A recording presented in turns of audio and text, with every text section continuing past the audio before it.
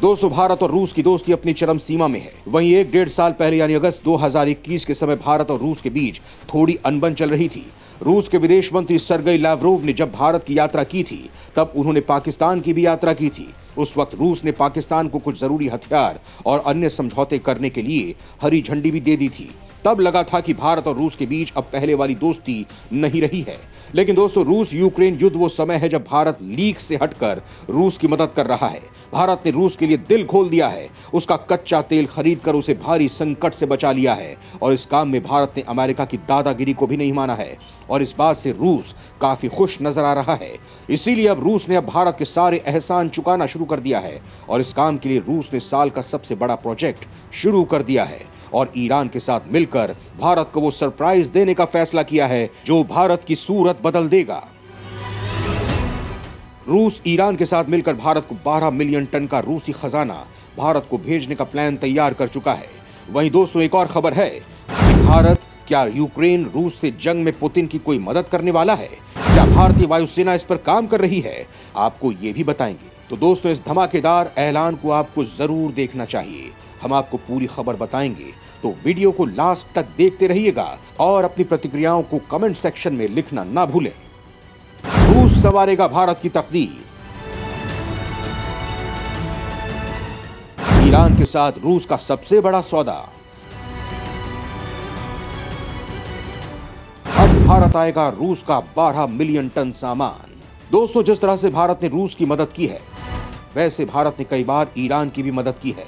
यहां आपको यह बता दें कि ईरान और अमेरिका के बीच 36 का आंकड़ा है और अमेरिका ने ईरान पर कई तरह के प्रतिबंध लगा रखे हैं। यहां तक कि अमेरिका ने ईरान से तेल खरीदने वाले देशों पर भी प्रतिबंध लगाने की धमकी दे रखी है। कारण क्या है?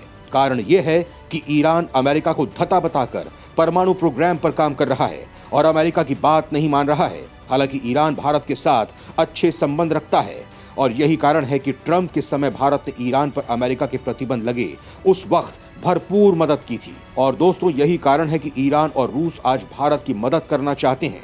रूस भारत को सुपर पावर देश बनते देखना चाहता है और इस काम में अब ईरान भी मदद करेगा।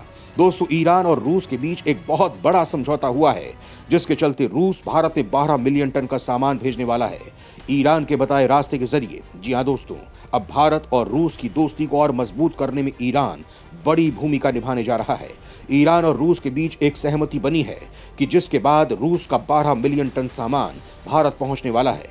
ये रूसी सामान ईरान के international north south transport corridor के रास्ते भारत आएगा। यानी भारत के लिए सामान पहुंचाने के लिए ईरान ने अपना देश खोल दिया है। दरअसल दोस्तों, यूक्रेन युद्ध के बीच भारत और रूस दोनों ही व्यापार को बढ़ाना चाहते थे और इसमें यह कॉरिडोर गेम चेंजर साबित हो रहा है। यानी जो देश अब रूस यूक्रेन युद्ध को लेकर भारत को डराने की कोशिश कर रहे थे कि इस युद्ध से भारत के लिए दूरगामी परिणाम देखने को मिलेंगे, लेकिन हो रहा है सब उल्टा। रूस और भारत की दोस्ती अपने चरम सीमा तक पहुंच रही है। वहीं अब ईरान भारत का दिल जीतने वाला काम कर रहा है।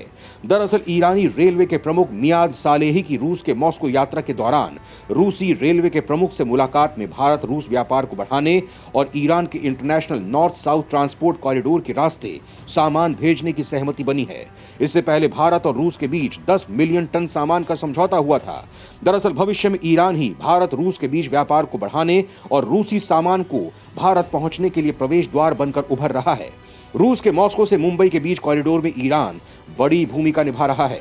ये international north south transport corridor अभी भी विकसित ही हो रहा है, यानी लगातार इस पर काम हो रहा है और रूस ने अनुमान लगाया है कि इस कॉरिडोर की कुल क्षमता 15.4 मिलियन टन तक पहुंच सकती है। यही नहीं, वो इसे डबल करके सालाना 35 मिलियन टन तक पहुंचाने का इरादा रखते हैं।